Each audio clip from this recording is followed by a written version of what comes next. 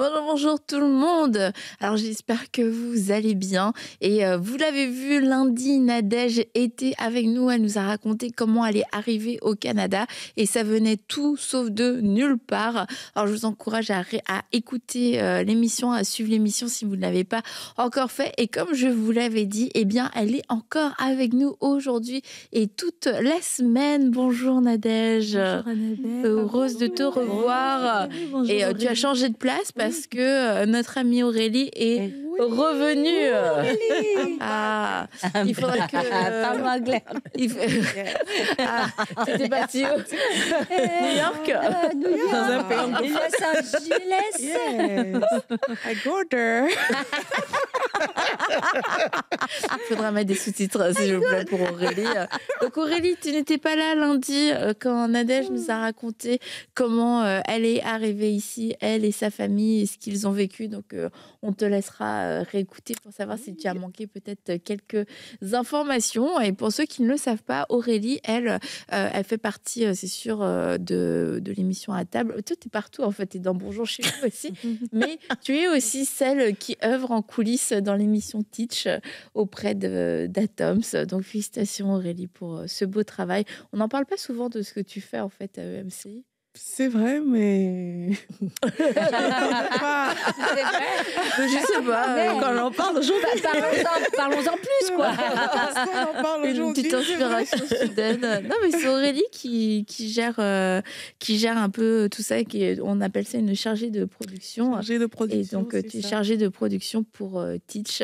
Oui. Et une grosse responsabilité, beaucoup de travail. Je suis bénie tous les jours parce que j'apprends. Il y a tellement de belles choses qui sortent de là. Et gloire à Dieu, quoi. C'est génial. Bravo, l'émission elle est géniale. Ouais. Bravo à ton mari aussi. Vraiment.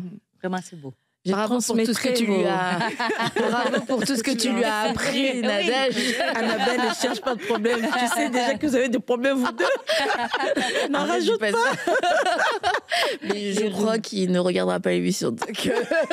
Il regardera. Ah, il a dit qu'il n'allait pas regarder. Il a dit, lui, s'il arrive, il va manger ce que tu exposes chaque Ah fois. oui, c'est vrai, c'est vrai. Il veut venir, mais il veut pas venir. Mais il veut manger. les gâteaux. Qui veut que Atoms vienne dans l'émission? Si vous voulez qu'Atoms vienne dans l'émission, laissez un commentaire. Vraiment. Allez-y, battez-vous.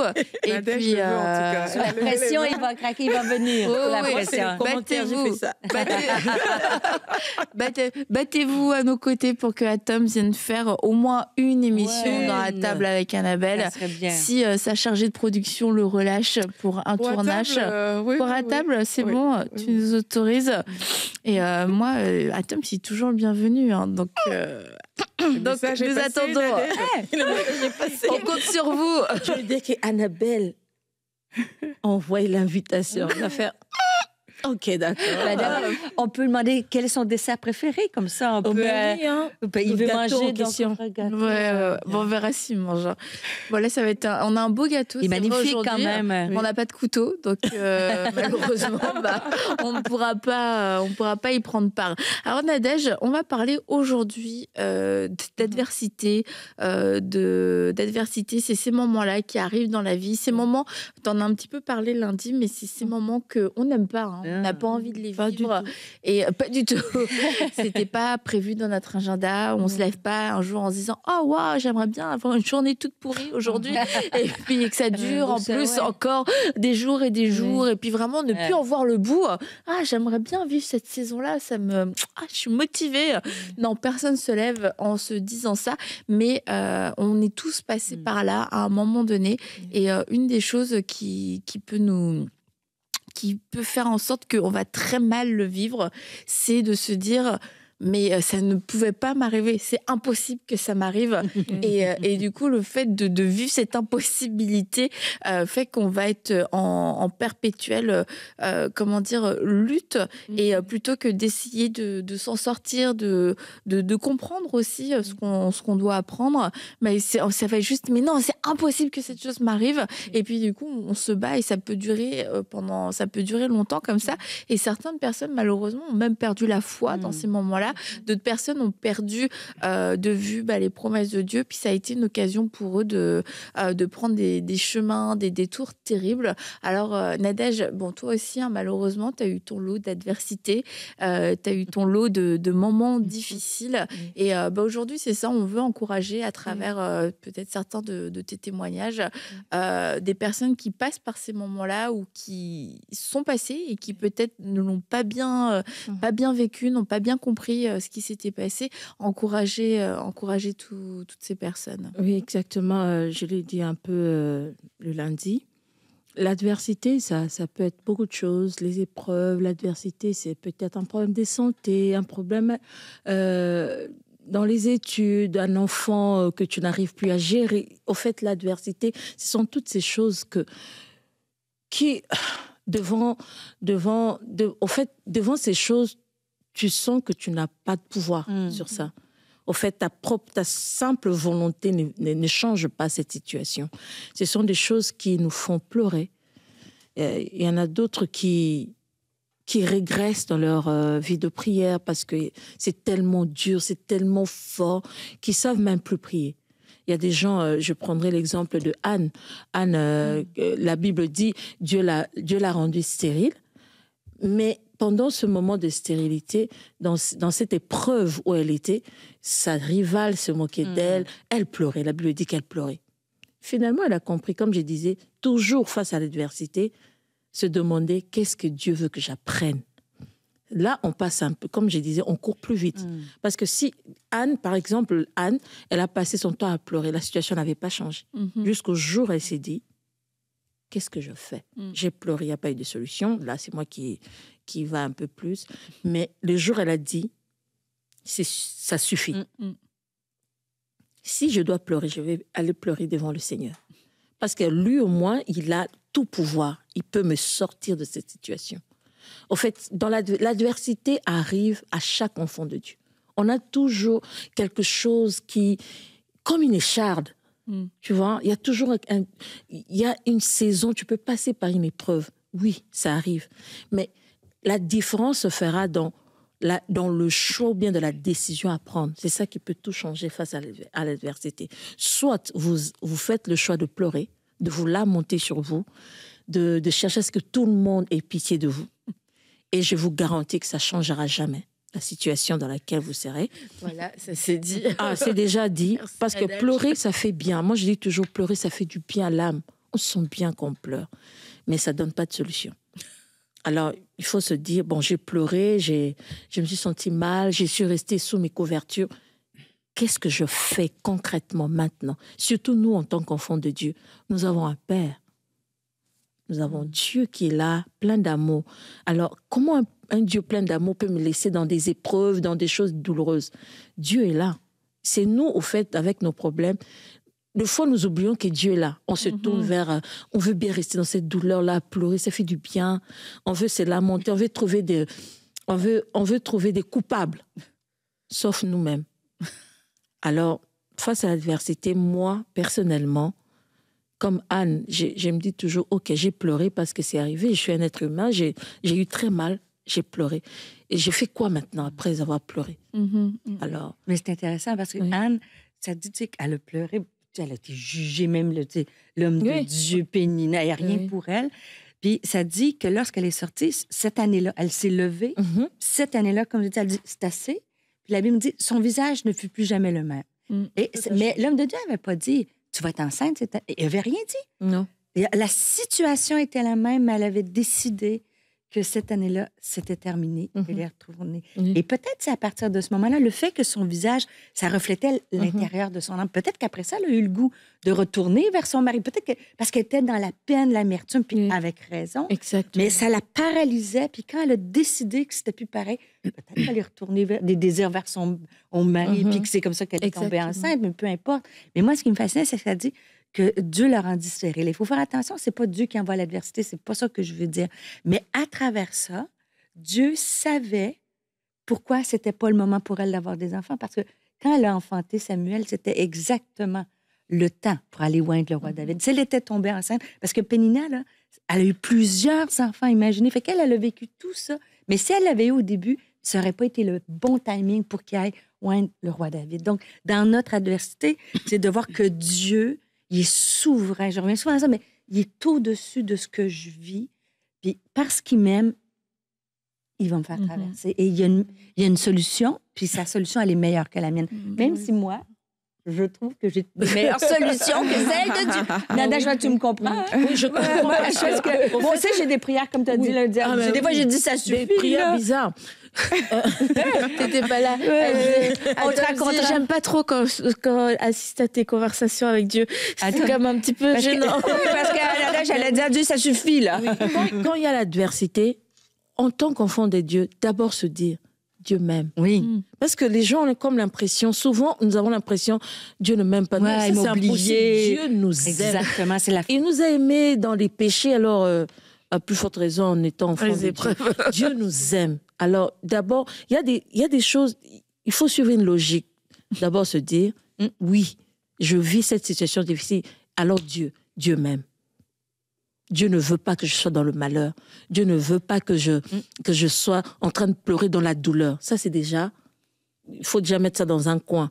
Alors, qu'est-ce que je fais? Je viens devant le Seigneur. C'est lui qui a toute solution. Moi, je dis toujours, je préfère pas me plaindre, mais c'est vrai de partager à un frère, une sœur, c'est très important aussi, parce qu'il y a toujours Dieu qui passe par là pour nous donner quelque chose qui nous fortifie dans nos moments difficiles. Mais de ne pas s'arrêter à ça, en fait. Oui, ne pas s'arrêter. Parce que ça peut faire partie de la façon dont Dieu va nous soutenir, et quelquefois on dit, mais Seigneur, j'ai besoin d'aide, mais on veut parler à personne, on veut s'ouvrir à personne, et on passe à côté d'une certaine grâce, mais ça peut pas être que ça. Si je mets tout mon focus sur Stéphanie, moi je compte sur toi pour que tu me relèves, pour que tu me fortifies, pour que tu sois là dans tous mes combats. Merci. Mais Dieu va être... C'est mieux de t'appuyer sur Dieu. Et comme tu dis, Anne a pleuré toute seule, mais à un moment donné, c'est comme je peux aussi aller pleurer devant Dieu. Et quelquefois, c'est cette étape qu'on peut manquer parce qu'on se dit, bon, j'ai pleuré avec mes semblables, mais devant Dieu, c'est selon l'image en fait qu'on peut avoir de Dieu, c'est comme il faut que je me présente quand je vais être prêt, c'est quand je vais me sentir plus fort, quand je vais m'être fortifié et que je vais avoir une solution comme à lui proposer, dès que j'aurai essuyé mes larmes, et c'est à ce moment-là que je vais pouvoir aller devant Dieu. Et quelquefois ça recule le moment parce qu'on n'y arrive pas par nos propres forces, on n'y arrive pas tout seul, et c'est en allant pleurer devant Dieu que Dieu nous relève, que Dieu va nous donner une parole qui va nous permettre de pouvoir nous en sortir. Mais quelquefois on veut tellement faire la forte devant Dieu qu'on se dit non, avant là, faut que j'essuie mes larmes et puis que je sois présentable. C'est comme si parfois on veut porter des masques, mais aujourd'hui on parle d'adversité, et je veux vraiment encourager des personnes à méditer sur la fidélité de Dieu. Ça, c'est quelque chose qui est infaillible. Quand tu médites sur la fidélité de Dieu, tu vas réaliser que quelles que soient les circonstances, quels que soient les desseins du diable, quelles que soient les oppositions, quelles que soient les adversités, tu vas réaliser en fait que c'est le plan de Dieu qui va se réaliser. Quand on regarde dans la parole de Dieu, on a parlé de Anne. Moi, je pense beaucoup à l'histoire de Joseph. Il y avait un plan qui était clair sur la vie de Joseph, comme il y a un plan qui est clair sur la vie de toutes les personnes qui nous écoutent aujourd'hui. Et le plan, il était là. Et il y a eu de l'adversité, il y a eu de l'opposition, mais il est resté ferme. Et à la fin, on se dit, le matin encore, il était en prison. Et puis le même jour, le pharaon l'appelle. C'est aussi de voir que ta vie peut changer du tout au tout. Aujourd'hui, le visage de Anne a changé en un jour. Tu vois, c'est aujourd'hui, il y a des personnes qui nous écoutent. Ta vie peut changer aujourd'hui. Dès l'instant où tu choisis de regarder à la fidélité de Dieu. Moi, quand je traverse de l'adversité, comme j'aime tellement dire à Dieu, traite-moi selon ta bonté. C'est naturel. C'est comme, Seigneur, je sais que quels que soient les obstacles, c'est ton plan qui va se manifester. Peut-être je ne comprends pas tout ce qui se passe aujourd'hui, mais quelle que soit la situation, c'est ton plan. Et quand c'est comme ça, tu vas rentrer dans une attitude d'adoration, pas dans une attitude de plainte, pas dans une attitude d'abandon, de désespoir. Tu vas rentrer dans l'adoration, tu peux pleurer, comme on dit, ça fait du bien à l'âme, mais en adorant le Seigneur. Tu vois, c'est que oui, j'ai mal, mais Seigneur, ton plan va se manifester dans ma vie. Je ne sais pas comment ça va se passer, mais la Bible dit que le soir, viennent les pleurs, mais le matin... L'allégresse. Tu vois, l'allégresse, tu vois. Tu dis l'adoration, mais le piège aussi, c'est la comparaison. Moi, je trouve que quand on est dans l'adversité, pourquoi on aime autant Joseph? Parce qu'on dit, lui aussi a de l'adversité, il a souffert, sa vie est comme pas possible. Et l'ennemi, des fois, il veut nous dire,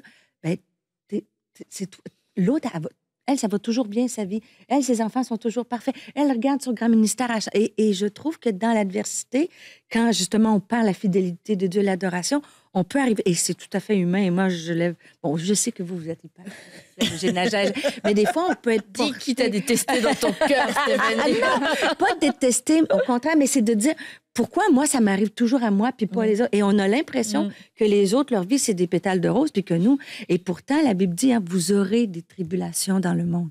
Et c'est certain qu'on fait la guerre à un ennemi qui veut nous empêcher d'avancer. Et des fois, moi, je trouve qu'il faut revenir et dire, hey, on est des sœurs, s'encourager, de dire, tu passes par là, je te comprends, mais tu n'es pas la seule dans ton truc. Moi aussi, je vis mes défis. Puis la Bible dit, prenez courage, j'ai vaincu le monde. Donc, c'est les tribulations. Puis il dit, je vous ai dit ces choses pour que vous ayez la paix en moi. Vous aurez Donc, de savoir que ça fait les tempêtes, l'adversité, ça fait partie de la vie du croyant. Des fois, on pense que l'élite ou les parfaits ou ceux qui prient 14 heures par jour, eux, ils n'en ont pas de tempête. Non. Jésus a dit, je vous l'annonce, vous allez en avoir. Mais prenez courage. Moi, j'ai la victoire sur toutes les... Ça vient avec, malheureusement. Ça fait partie des les épreuves. Tu sais, quand il l'emmène dans la barque, le classique, il met les disciples dans la barque, le vent se lève, ils ont une tempête. Il n'a jamais dit qu'on n'aurait pas de tempête, mais il a dit qu'il va calmer les vents. Et c'est vrai que Dieu est capable de donner la victoire aujourd'hui. Et comme Nadège disait, on doit tout le temps se rappeler, OK, Dieu même, ça c'est un fait.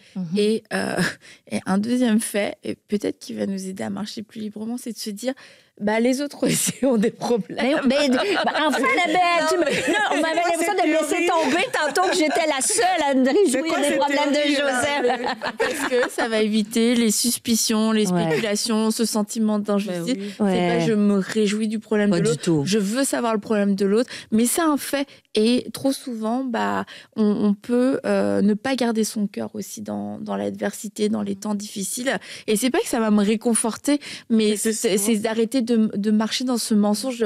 Mais lui, il n'a pas de problème. Mais pour eux, moi, on m'a déjà dit, mais toi, ta vie, elle est parfaite. Tu sais, dans des moments où ta vie, tu te dis, mais d'un autre côté, j'ai pas envie de te raconter ma vie pas parfaite, tu vois. J'ai aucune obligation de le faire. Mais juste dis-toi, ma vie n'est pas parfaite. Et ça va te simplifier ta vie. Et en fait, de se le dire, je pense que ça peut, pour certaines personnes, tout le monde n'est pas sujet forcément à ça, mais de se dire, mais en fait, c'est vrai, tu vois, tout le monde a ses défis. Tout le monde a ses luttes, tout le monde a ses défis, tout le monde a ses combats. Ça nous met tous un peu sur le même, au même pied d'égalité. Et puis ça nous ramène à la bonté aussi de Dieu et à la justice de Dieu, de se dire, je n'ai pas été oubliée. Parce que à quel moment on peut se dire, j'ai été oubliée, c'est forcément en se comparant à d'autres personnes. Et à partir du moment où que je suis la seule personne à qui ces épreuves arrivent. Exact. Non, vous n'êtes pas la seule. Mais c'est juste qu'on partage, tout le monde ne partage pas ces épreuves. Et moi, combien de fois j'ai rencontré des gens, puis ils te racontent des années plus tard et tout, ce par quoi ils sont passés. Même des gens avec qui tu étais, tu vois, et tu étais là. Quoi, tu vivais ça? Mais jamais j'aurais pu deviner. Et là, tu te dis, j'étais tellement une mauvaise amie, pardon. Mais parce que les gens ont fait le choix à ce moment-là de ne pas le partager. Et quelquefois, tu te dis, mais je ne le savais pas, je ne l'aurais jamais su. Mais c'est ça pour un tel, c'est ça pour un tel. Mais en fait, c'est ça pour tout le monde. Donc, de se dire, Dieu m'aime et les autres ont leurs problèmes. Voilà. On peut choisir aussi de voir la situation de façon différente quand on traverse une adversité. Dans le sens que je pense par exemple à la conquête de Canaan. Le pays leur était promis. C'est quelque chose qui leur est dû. Mais il y avait des géants. Et les géants, c'est des adversaires. Et il fallait le conquérir. Tu vois, il fallait aller s'opposer vraiment à ces géants-là pour prendre possession de quelque chose qu'on avait déjà. Et quelquefois, je pense que la perspective qu'on met sur l'adversité peut vraiment faire basculer les choses. Si on voit la finalité de ça comme je vais juste rentrer dans une certaine position du style mon problème actuel va s'arrêter, moi je pense qu'il y a beaucoup plus loin que ça. Et lorsqu'on étudie, là par exemple pour les Israélites, ils ont conquis un territoire, mais au-delà de ça, c'était que Dieu, il voulait que son peuple se réunisse ensemble et l'adore. Anne, on a vu son histoire, on voit qu'au-delà, dans l'histoire de Anne, il y a le premier prophète qui est sorti de là, si on peut dire ça comme ça. Samuel, oui. Samuel est sorti de cette histoire-là à une époque où il n'y en avait pas, en fait. Et il a répondu à un plan. On voit l'histoire de Joseph. Le roi David. On voit de prime abord, si l'histoire de Joseph s'arrêtait à la sortie de prison, Joseph n'aurait rien. Il aurait été un grand perdant dans son histoire. Et parfois, dans l'adversité, on veut sortir de la prison. On veut s'arrêter là. Mais en fait, Dieu voyait plus loin. Dieu voyait qu'il y aurait une famine. Il voyait que Joseph était une solution pour le peuple de Dieu. Et c'est... Parfois, on a un problème de perspective. Nous, on veut, OK, il y a une situation dans ma vie, je veux que ça s'arrête. Point. Je veux rien de plus. Mais il faut qu'on apprenne à voir plus loin.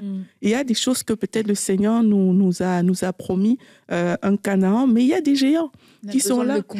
C'est ça, il faut foncer, en fait. On a besoin parfois d'attaquer frontalement certaines situations et je veux juste encourager des personnes à se positionner dans leur foi par rapport aux situations dans lesquelles elles traversent pour dire, je ne veux pas être passif dans les choses que je suis en train de vivre parce que c'est ça la conquête. La conquête, c'est pas je suis passif, j'ai l'adversité, c'est que géant, tu es là, je viens contre toi au nom de Jésus-Christ et je te renverse et c'est moi qui vais gagner parce que Dieu est avec moi. Tu vois, c'est toute une perspective à mettre en place de se dire, ça, c'est quelque chose que je dois conquérir. C'est pas quelque chose qui va me tuer, c'est pas quelque chose qui va venir juste me mettre à plat, mais oui, je suis peut-être prise de court aujourd'hui, mais je dois conquérir cette chose. Oui. Moi, j'ai aimé ce que tu as dit au début, quand tu as parlé de...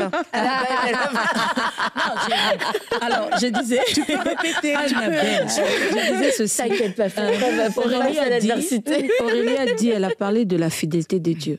Moi, en tout cas, la fidélité de Dieu, c'est quelque chose qui a conduit ma vie jusqu'ici. Le fait de savoir, comme j'ai dit le lundi, de savoir c'est que si tu as déjà une parole de Dieu, c'est une force. C'est une force parce que même quand la tempête sera très forte, tu te souviendras de ce que Dieu a dit. Jésus a dit aux disciples, allons sur l'autre bord. Pendant la traversée, il y a la tempête, Jésus dort. Les disciples se focalisés sur la parole de Jésus, que nous allons aller sur l'autre bord, et ils se sont focalisés sur la tempête. Va mourir. Non, tu ne vas pas mourir parce que Jésus avait dit, allons de l'autre côté. En fait, c'est ça qui nous fait défaut souvent. Nous sommes tellement focalisés sur l'adversité, souvent focalisés, comment ça a commencé, ça vient d'où la source, les chrétiens, la source. Moi, j'ai dit à quelqu'un une fois, tu veux connaître la source pour faire quoi? Parce que des fois, en cherchant la source, je perds du temps. Je vois l'adversité, je me tourne vers le Seigneur. Et s'il y a des choses, s'il faut se lever pour parler au vent, je vais le faire. Au fait, dans la présence de Dieu, tu auras même la méthode pour faire taire l'adversité, pour faire taire la tempête. Moi, par exemple, quand j'ai passé de moments très difficiles, j'ai fait même une émission avec toi, Annabelle, j'ai failli mourir. Tu pouvais voir déjà les gens dans les yeux, voir vraiment que ils veulent pas te regarder dans les yeux. Tu vois vraiment que tu pars, toi-même tu te regardes dans le miroir, tu te dis ma chère, prépare tes affaires, prépare les choses parce que tu pars. Alors une fois j'étais là affaiblie dans ma chambre. En fait, tu vois, face à l'adversité, tu oublies comme si tu oubliais tout. Moi, tu te laisses aller dans cette situation. J'étais là, c'est comme si j'ai commencé à accepter, c'est une fatalité. J'étais là, et puis, boum. Je me suis souvenue d'une parole du Seigneur. Ces jours-là, je n'oublierai pas. J'étais en train de dire, Seigneur, j'étais dans mes pensées. Et puis, Dieu me renvoie une image qui s'est passée quand j'avais 18 ans. Il y avait un homme de Dieu j'étais allée chanter, il a commencé à me parler de la part du Seigneur. Alors, pourquoi Dieu a voulu que cela revienne dans ma tête, malgré la tempête? Et parce que dans cette vision, l'homme de Dieu là est en train de dire, je te vois faire ceci. Dieu va faire telle chose avec toi. Je t'emmènerai dans ceci. Et en même temps, je me suis souvenue de la parole du Seigneur que ma mère me racontait tout le temps, qu'on avait raconté sur moi quand j'étais bébé. À l'église, il y avait des prophètes qui ont prophétisé quand j'étais bébé. Alors, en fait, maintenant, c'est comme si je suis devenue, je suis redevenue normale, au fait. J'ai dit, mais non, je ne mourrai pas. C'est pas possible. Pourquoi c'est pas possible? Parce que Dieu avait dit ça, Dieu avait dit ça. Et comme je ne l'ai pas vu, moi, je ne mourrai pas. Je me suis levée, et pourtant, je n'arrivais pas à me lever. Je me suis levée même seulement en se souvenant de cette parole du Seigneur. J'ai eu la force de me lever et de dire, physiquement, je ne mourrai pas. Physiquement, je me suis levée, j'ai dit, je ne mourrai pas. Au fait, pourquoi je me laissais aller? Je ne mourrai pas, je vivrai, parce que Dieu reste fidèle. La Bible, vous savez, Dieu est fidèle. Il n'est pas d'abord fidèle par rapport à ce qu'il nous dit. Il est fidèle par rapport à lui-même, à sa nature. Il ne ment pas. Et puis, il n'est même pas obligé de venir nous donner des paroles. Dieu ne vient pas flatter les gens. Il dit ce qui va se passer. Alors, quand Dieu nous dit ça, il est fidèle d'abord à sa propre nature, qui ne mentira pas, qu'il accomplira ce qu'il m'a dit. Alors, j'aimerais vraiment encourager quelqu'un, peu importe l'adversité. Je ne suis pas vous pour sentir ce que vous sentez, mais je sais que Dieu nous a dit qu'aucune tentation ne viendra au-delà de tes forces. Chacun de nous a des tentations. Chacune de nous traverse des choses. Mais devant chaque adversité, souvenez-vous de la parole du Seigneur. Souviens-toi de la parole. Il a dit, tu ne mourras pas, tu vivras. C'est ta parole. Des fois, les gens se disent, non, moi, aucun prophète ne m'a dit quoi que ce soit. Mais la Bible est là. La Bible a dit, la Bible dit que tu vivras, que tu ne mourras pas. La Bible dit, peu importe ce que le médecin t'a dit, il a dit, il n'y aura dans ton pays aucune femme stérile, c'est qui avorte. On ne marche pas selon la vue, selon les résultats des médecins, on marche selon la parole du Seigneur. Alors, peu importe l'adversité, se souvenir de s'accrocher à la parole, parce que celui-là qui a fait la promesse reste fidèle. Alors, lève-toi, ça fait mal, ça fait pleurer, lève-toi. Avec tes larmes, lève-toi. Et crois en Dieu encore. La Bible dit, il faut que ceux qui s'approchent de Dieu croient que Dieu existe et qu'il est le rémunérateur de tout ce qui le cherche. Tu pleures comme si tu étais un orphelin, une orpheline. Non, tu as un Père. Lève-toi avec foi. Crois qu'il est là, il est présent. Amen. Et qu'il est le rémunérateur de tout ce qui le cherche. Lève-toi, tourne tes regards vers le Seigneur. Il va te donner la solution. Et c'est ça qui m'a donné la force pendant les épreuves. Et après, ça a été un moment tout. Ah, mais oui, ça marchait. Ça marche toujours. Ça marche toujours. Ça marche toujours. C'est vrai qu'il faut chercher la parole, parce que c'est sur ça que va se bâtir notre foi, en fait. Oui. Et quand on est abattu, on n'est pas dans cette disposition forcément où on veut entendre. Et c'est pour ça qu'il faut se rappeler aussi des choses que le Seigneur nous a dit. On dit qu'il faut construire son bateau avant la tempête, tu vois. Il faut se rappeler, il faut passer du temps avec Dieu pour pouvoir entendre des choses par rapport à nos vies. Et quand il y aura des tempêtes qui vont arriver, eh ben, c'est de se rappeler de ces paroles-là et les dire à Dieu. Il y a peut-être quelqu'un qui nous écoute, qui nous dit « Bon, moi, j'ai pas de parole, mais je suis dans la tempête. » Tu vois, mais il n'est pas trop tard. Même si tu es dans la tempête, il n'est pas tard pour recevoir une parole du Seigneur. Mais vraiment, c'est... La Bible est pleine de paroles, comme l'a déjà dit. Exactement. C'est de se fixer sur Dieu et décider, en fait, que moi, je vais recevoir mon réma. Parce que quand on dit parole aussi... Il y a beaucoup de gens qui prennent les paroles et le disent comme une formule magique. Mais là, on est en train de parler d'un réma, quelque chose que le Seigneur te dit, en fait. Il met ça dans ton cœur et que quand tu vas déclarer, mais tu vas voir que les circonstances vont bouger parce que c'est la parole de Dieu. La Bible dit que quand Dieu dit, la chose arrive. Donc, cette parole-là va faire bouger les circonstances. Donc, j'encourage les personnes aussi à la rechercher et à ne pas croire que c'est fini. C'est vrai que pour certaines personnes, c'est dur, c'est pas évident, mais il faut pas croire que c'est fini. Dieu a toujours quelque chose en réserve pour toi. Imagine le jour de l'allégresse. Imagine ce jour-là. Imagine le jour où, voilà, tu vas rentrer peut-être dans le plan, dans la chose qui est dans ton cœur. Imagine le jour de ta guérison. Imagine ces choses-là. Et lève-toi, comme Nadège l'a fait, et tu dis, je ne mourrai pas, je vivrai pour la gloire de Dieu. Mon histoire va raconter la gloire de Dieu. Tu le proclames, tu déclares ces choses. Et moi, je crois que la présence de Dieu, même si tu n'as pas la parole tout de suite, la présence de Dieu seule, quand elle descend sur toi, ça change. Ça change la façon de voir. Et c'est dans le temps de se rappeler que le temps, on l'a parlé lundi, c'est un test, c'est difficile parce que l'adversité qui dure 24 heures, ça va, je peux me battre, mais quand ça perdure, et je pense qu'avec l'expérience avec Dieu, c'est qu'on se rappelle qu'il nous en a sorti.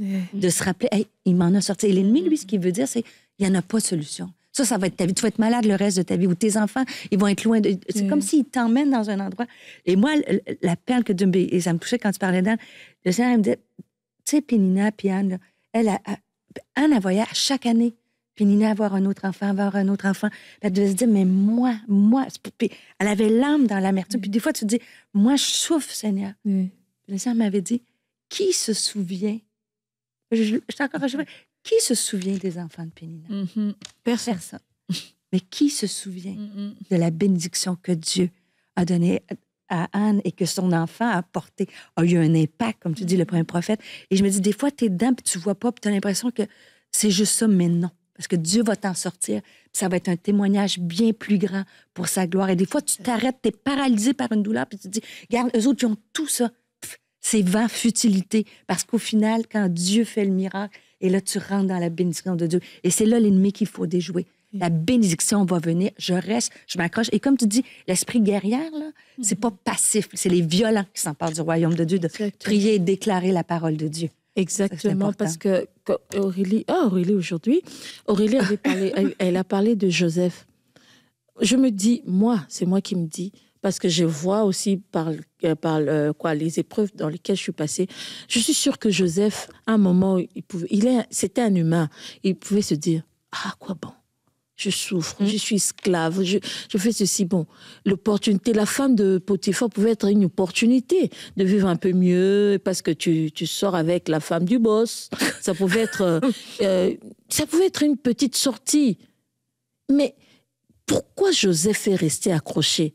Il est le seul devant Dieu qui a vu. Il a vu le soleil, la lune, les étoiles. Il a tellement vécu quelque chose, il s'est accroché à cela. Ne priez pas en vain, ne priez pas pour prier, ne priez pas. Restez accrochés à la parole du Seigneur. Et c'est ça qui vous fera traverser ce moment difficile. Quand vous savez ce que Dieu a dit sur vous, quand vous savez ce que Dieu a annoncé, peu importe la tempête, oui, ça sera dur. Oui, on pleurera. Mais on essuiera les larmes, on avancera. Oui, ça fera mal aux pieds, mais on continuera d'avancer. Oui, on perdra des choses en chemin, mais on va continuer d'avancer parce que Dieu reste fidèle. Et c'est ce que Joseph a vécu. Au-delà d'être bien, d'être premier ministre, mais Dieu voyait aussi tout l'avenir d'Israël derrière cela. Alors, soyez forts. Ça peut paraître un mot, je ne sais pas, parce que vous êtes tellement peut-être malade, mais soyez fort dans votre tête aussi, parce que vous savez que le diable trouve toujours une porte. Il cherche une porte, et dès que vous le laissez votre pensée, il entre dedans. Je sais de quoi je vous parle. Moi, quand j'étais...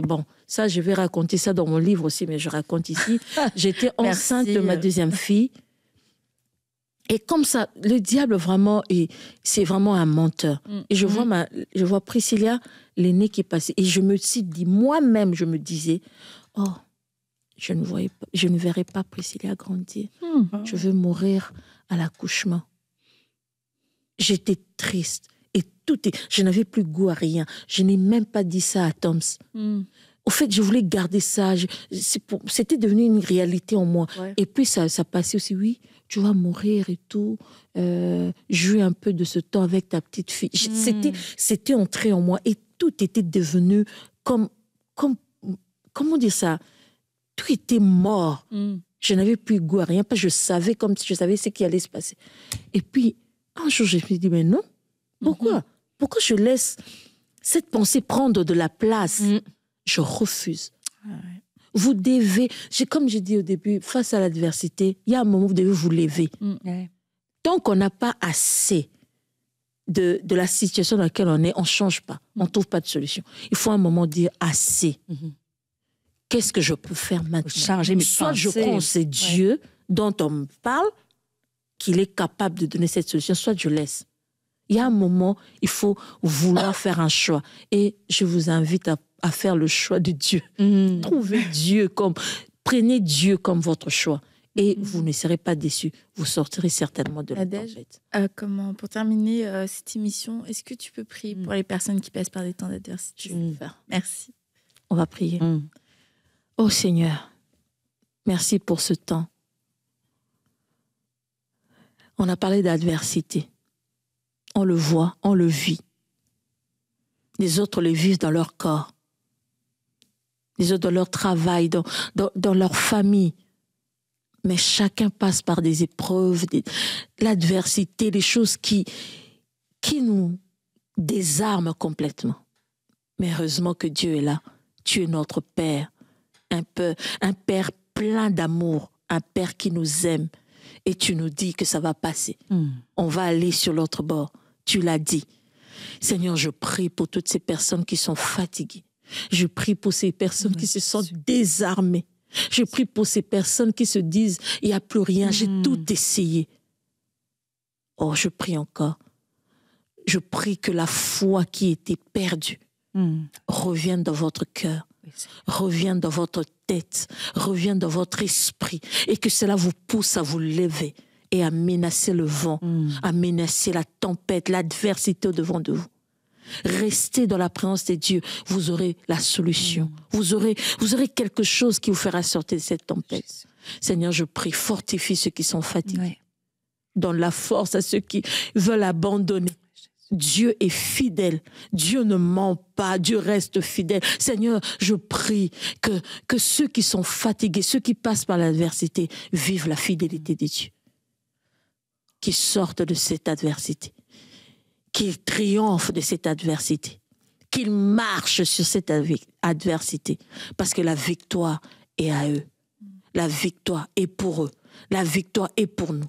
Et nous savons que lorsque nos yeux restent fixés sur Dieu, nous aurons notre victoire. Seigneur, je prie que nos yeux restent fixés sur Dieu et jusqu'à toucher, à goûter et à vivre cette victoire qui nous est déjà garantie à la croix de Golgotha, depuis la croix de Golgotha. Fais-le, Seigneur, et je crois que nous allons témoigner au nom de Jésus. Amen. Amen. Amen. Je veux prier aussi pour toutes les personnes qui nous écoutez. Vous avez cette voix à l'intérieur de vous qui vous dit que vous n'y arriverez pas, que dans cette situation, vous ne vous en sortirez pas. On va prendre autorité ensemble contre ces voix que vous entendez, les voix des péninas, les voix de la souffrance, la voix qui te rappelle que l'autre a ce que tu n'as pas. On va prier ensemble aujourd'hui. Et Père, dans le nom de Jésus-Christ, nous venons nous opposer à toutes ces voix que ces femmes entendent dans leur cœur. Nous nous opposons à ces voix et nous les renversons par la puissance du nom de Jésus-Christ. Oui, nous renversons ces raisonnements qui sont déjà ancrés dans les cœurs, dans les vies. Nous les renversons et nous déclarons la paix de Dieu. Nous déclarons qu'une femme aujourd'hui change de visage. Amen. Au nom de Jésus-Christ. Là où tu étais mortifié, là où dans ton cœur tu pleurais, là où ton cœur était en miettes, que l'esprit de vie qui donne la vie au corps vienne mettre la vie dans ce cœur et que ton visage change aujourd'hui au nom de Jésus-Christ. Que les pensées qui te limitaient, qu'elles soient renversées au nom de Jésus-Christ. Toi qui pensais que tu allais mourir, nous déclarons sur ce plateau que tu ne mourras pas, mais tu vivras au nom de Jésus. Toi qui penses que ton enfant était perdu, nous déclarons sur ce plateau que ton enfant est retrouvé comme ce fils prodigue au nom de Jésus-Christ. Amen. Toi qui pensais que le Seigneur ne te voyait pas, nous déclarons que Dieu te voit comme il a vu Agar, il te voit aujourd'hui au nom de Jésus-Christ. Nous parlons la paix dans ton cœur. Dieu ne t'a pas oublié. Nous le déclarons et Seigneur, parce que tu es fidèle, je prie afin que ta fidélité parle dans la vie de toutes ces femmes qui nous écoutent, que ta fidélité parle, redonne cette joie dans le cœur, rappelle ces paroles aux personnes qui ont besoin de recevoir ta parole, d'entendre ta parole, de se rappeler une parole. Rappelle ces paroles aujourd'hui, réveille ces mémoires au nom de Jésus-Christ et que ta vie germe promptement. Que ces Égyptiens, que ces problèmes que les gens voyaient, qu'ils ne le revoient plus jamais par la puissance du nom de Jésus-Christ. Merci Seigneur. Amen. Amen. Amen. Merci les filles.